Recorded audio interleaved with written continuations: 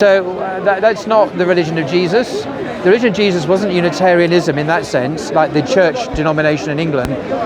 The religion of Jesus, what was the religion of Jesus, do you think? Judaism. Exactly.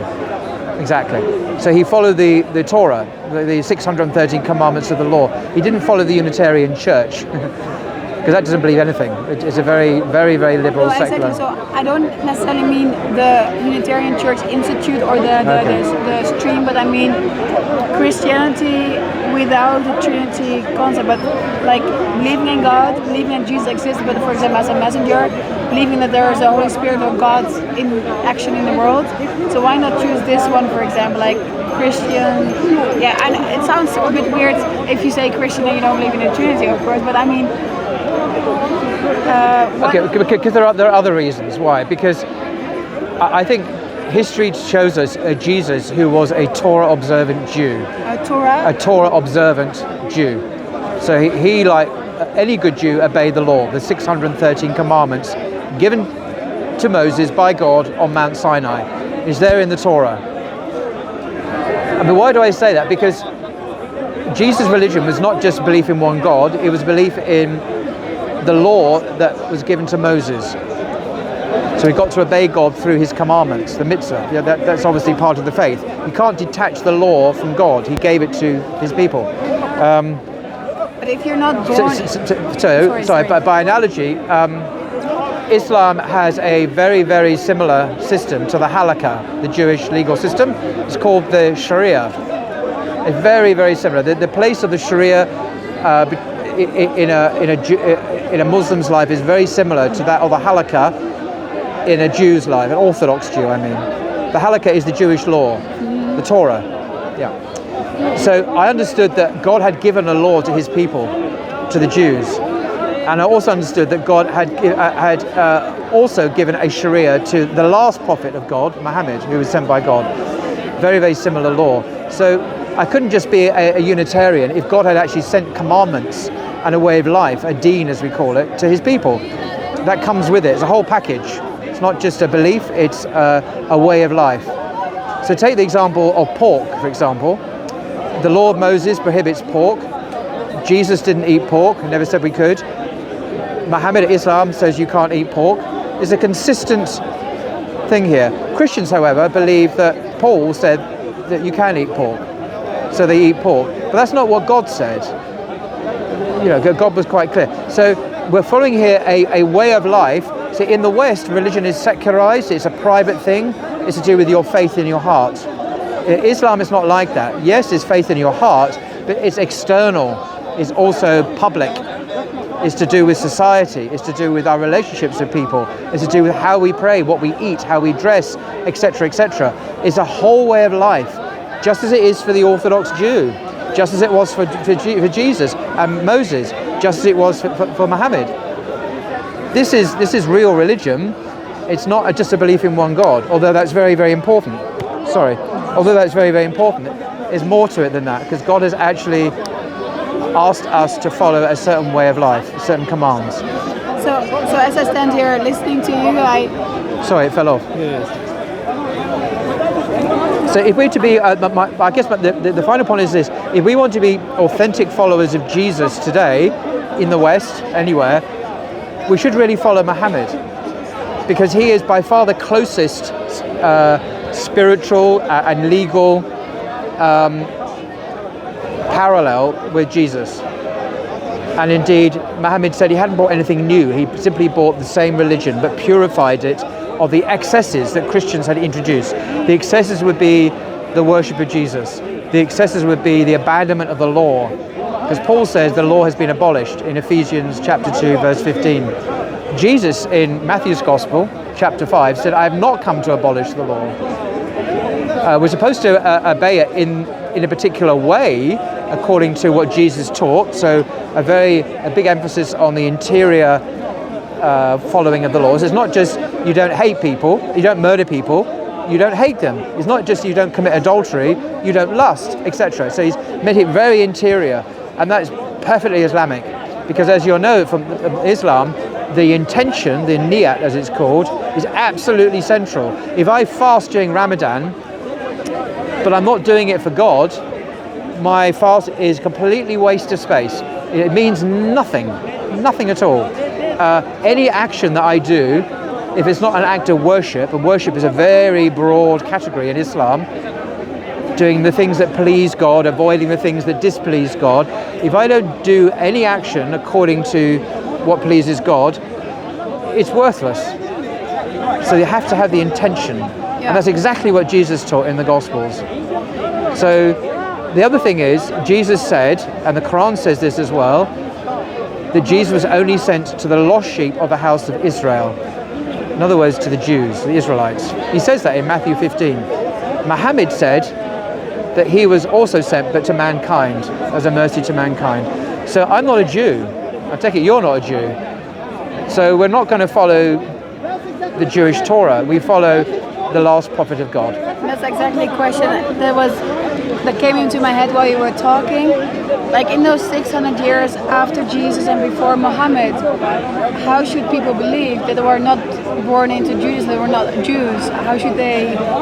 Yeah, good question. I mean, for a while after Jesus ascended into heaven, there were followers of Jesus who kept the original religion of Jesus alive. Sometimes they're called Ebionites. That's one name for them in the 2nd century. This is kind of what I meant by Unitarians, okay. Like the ones that believe in God, or they're not Jews. No, these are people who follow the law. The Jews? Oh yeah. How do you call them? Ebionites. Ebionites. Ebionite comes from the Hebrew word for poor. We're not quite sure why they were called that. But anyway, no, they followed the law. So they followed the religion of Jesus. Not the religion about Jesus, which is what became dominant with the Gentiles. Accepted the laws of the Jews, but they were not born into. No, they were Jews. Yeah. They were Jews. No, her question, like the non-Jews, what they used to practice if Jesus didn't come to them? Because if you're not born from a Jewish mother. Well, that's true for all of the non. That's true of everyone, regardless of the 600-year gap. Yeah, I mean, exactly, so that's a question of humanity in general. What about the Chinese or the Aboriginals or the people in whatever? Actually, yes. What about humanity? Oh, right, okay. Anyway. Yeah, well, that's a good question. So there is a tradition in Islam that God has sent, I think it's 125,000 prophets, I think that's the number. So to all regions. To all the people groups in the world. Now, it could be that people like Confucius or the original Buddha, for example, may have been messengers. I don't know that, but it's possible. The thing is, with people like Buddha, their original message was probably not centered on themselves, but on being selfless and serving the divine. But quite soon afterwards, statues were built to the Buddha, and people used to worship statues, a bit like Mary, you know. So the religion quickly got corrupted, probably. It's like Zoroaster. You know, the original alleged founder of Zoroastrianism in Persia. These may have been prophets originally, or messengers, I should say, because messengers were sent to mankind. It's the prophets who were sent to their own people, I understand. So the idea that God has not left himself without a witness to people around the world. For Christians, it's more difficult because they just believe there's Israel and then there's like Jesus and Christianity. So what about people in the Amazon? And there's no answer to that because Jesus never went to the Amazon. So this, for the whole world, I find a slightly different question. It lies in the same line of thinking, but for this specific region, it's a very important region because this is where all the monotheistic developments were about the biggest religion at the moment. So somehow, purposefully perhaps, there was a gap of 600 years, and what about those people? Well, coming back to the gap then, that's a different subject than the whole of humanity. Yeah, I think so. So we're coming back to the message of Jesus wasn't entirely lost for a couple of centuries. The Ebionites kept it alive. It did die out. And you know, the timing of sending God's messengers is in his timing. The Quran even mentions this gap as well. I don't know the answer, but I assume the timing was perfect. What's your thought on it? There's indeed some messages they didn't know about, and like maybe they had some kind of religion for them, for that society, these nations. I mean, for the people in the region of Jerusalem and like why Mecca, 600 years? Medina. I don't know. But there were Christians, as are known to history, who did continue to follow who didn't fall for Trinitarianism, who was still monotheist. So that continued, but ultimately it died out. Wiped out. Yeah. By Well, someone. Well, yeah, maybe. So the question is, why aren't you a Muslim? Why am I not a Muslim? I had a brief conversation with Sheikh Muhammad. Sheikh. and my answer to him was like, I'm born into Christianity, and I question things, of course. I question things about Islam, I question things about Christianity, because I haven't found the answers for myself, or I'm not convinced of the answers yet. I wouldn't switch yet. So first, Have you read the Quran yet? I still need like a few surahs left, and then I finish the Oh, right, so you have most of the Quran. most of it. Ah, yeah. good. Yeah. Good. He gave it to me. Good. In Dutch or English or? Dutch, yeah, Dutch, so it's a good. translation. Oh, there is. Yeah, Good. yeah. My Arabic is not at that level. No, I didn't think it'd be in Arabic. No, in translation. Yeah. So, yeah, looking into things, trying to find answers. But I also told my partner, like, I will start walking in a new direction as soon as I'm certain. I don't want to say first to my friends, yeah, I believe this, and then 2 weeks later, by the way, I think I believe this. Yeah, of course. No, you need to think about it carefully. So Absolutely. I rather want to take like, Yeah. perhaps it's too long, but for example 5 years, then 2 weeks every time I believe something else. No. You need to take as long as you need to. Yeah. I think the key question for me is, how would Jesus have seen Islam in terms of its core beliefs? And I think he would have affirmed them. And then I would say, how would Jesus have seen Christianity as it evolved?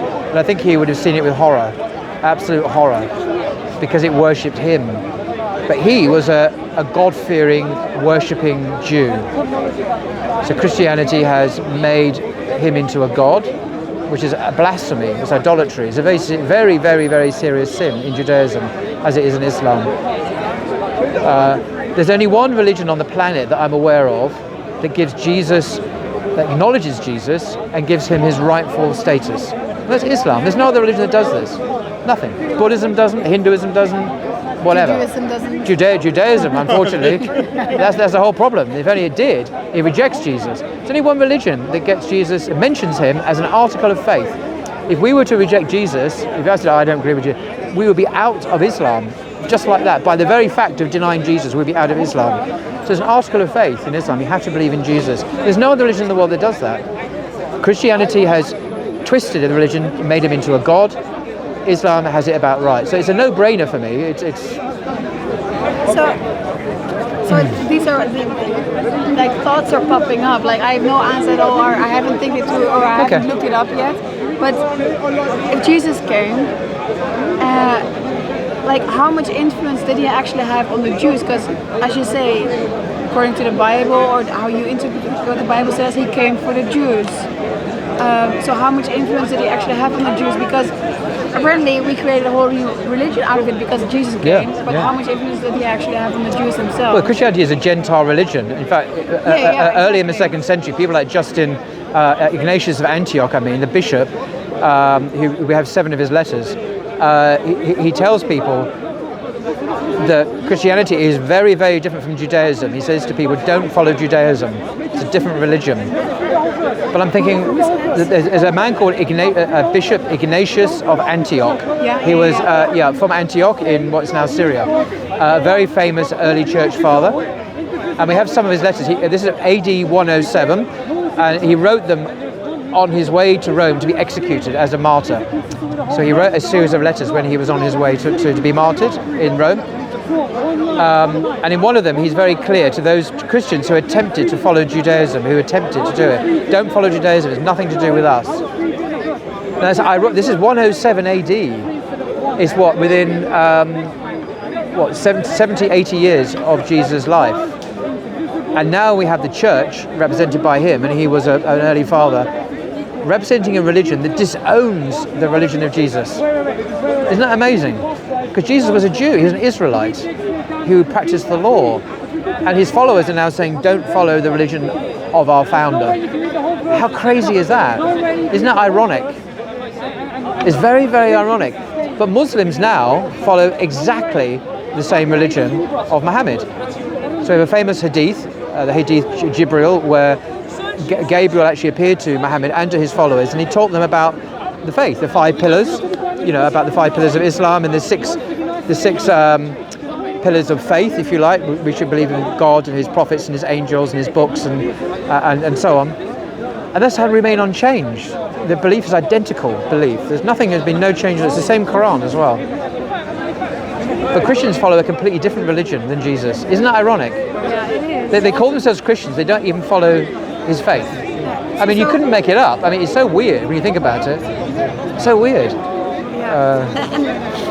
And it's a really new thought. Like I tried to say, like Jesus came for the Jews. So I'm still like puzzled about how much influence did he have on the Jews. I'm not sure if I want this on camera. I'm not sure I have an answer to that. I mean, how do we measure influence? Exactly. I mean, I don't know what that means. How much influence they have used, and then actually there came this whole new religion. So if this whole new religion wasn't created about him or for him or whatever him, then what did Jesus actually do? This is almost blasphemy what I say here, but like what did he actually then? Yeah, he was sent to the world, but a new religion was created. Well, he is known. Jesus is known throughout the world, but we're talking about him now. So what is his influence? It's colossal, it's cosmic, it's universal. Yeah. We're still talking about him now. He is that, and his mother, of course, there's a whole chapter of the Quran, as you know, named after Mary. So these are some of the greatest messengers and prophets of God, and we're still talking about them now. His influence is colossal, far beyond Judaism.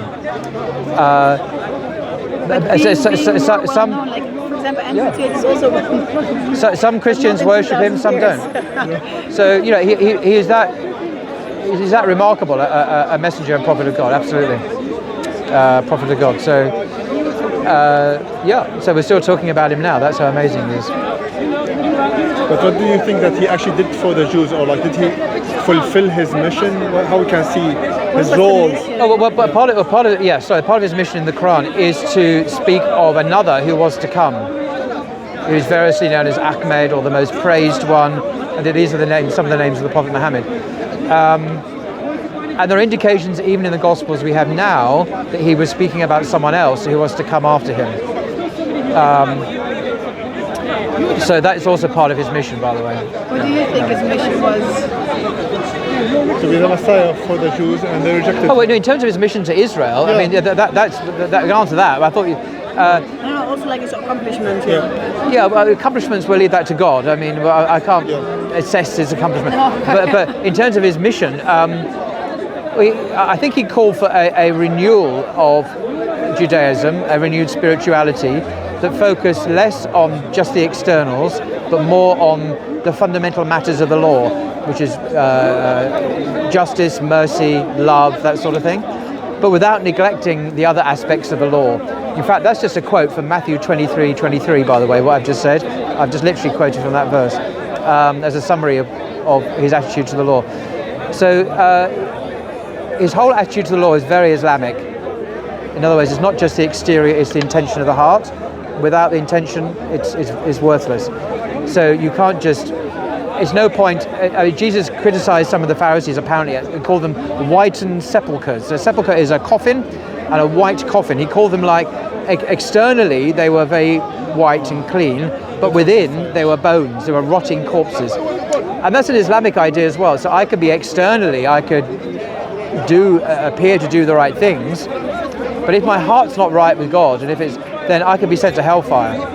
In fact, there are wonderful hadith that speak of one man who could, this is on the Day of Judgment, who could recite the Quran and was known as a great scholar, and God says to him basically, why did you recite the Quran?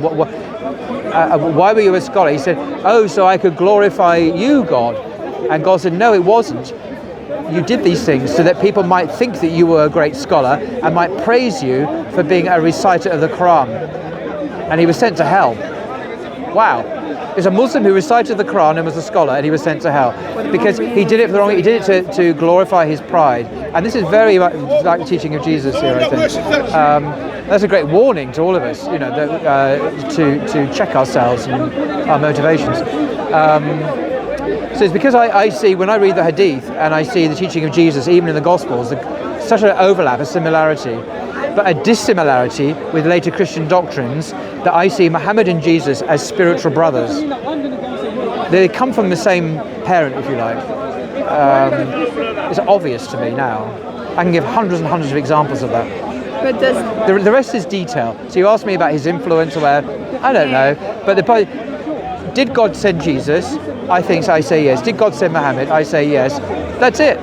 The rest is just detail. I mean, maybe I know the answer to that problem or that problem, but in terms of the essentials, it's settled. And do you think that Jesus as a Messiah, when he comes back, he's different than he was when he came in the first place? Different in what sense? Different clothes? I mean, No, I mean, I don't know, perhaps different attribute, different. Oh, I see. No, he's powers. still human. Still human. He's always human. Always human. He has a particular role in eschatology in the end times, which is a different subject. But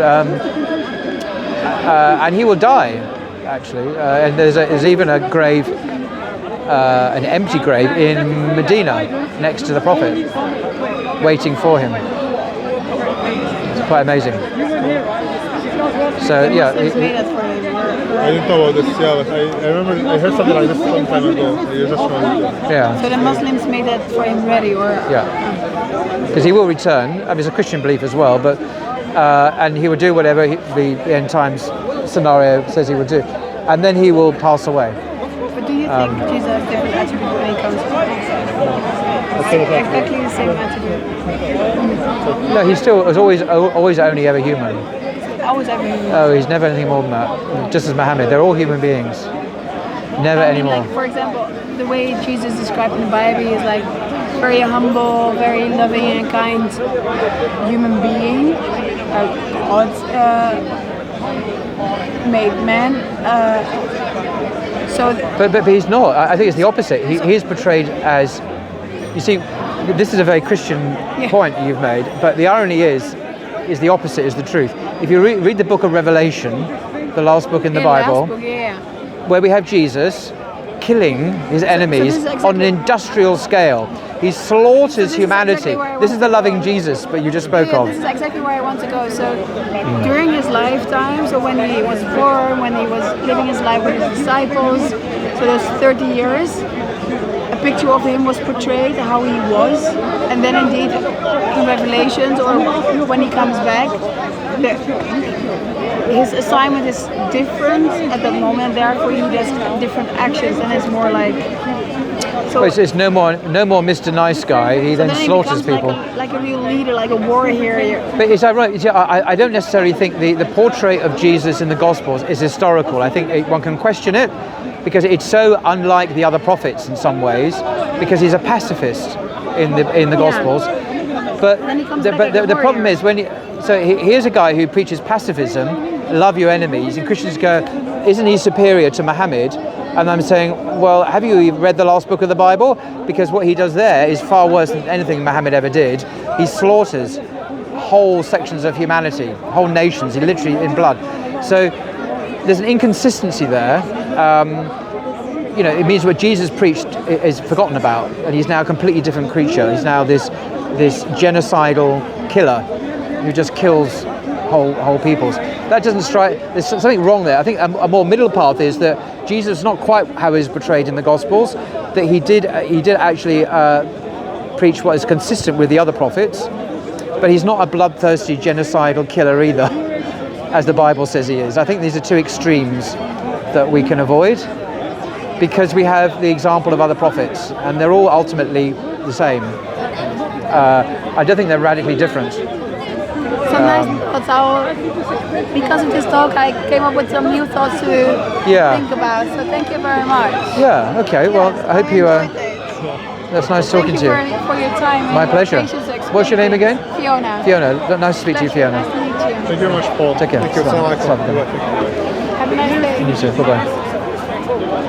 Thank you very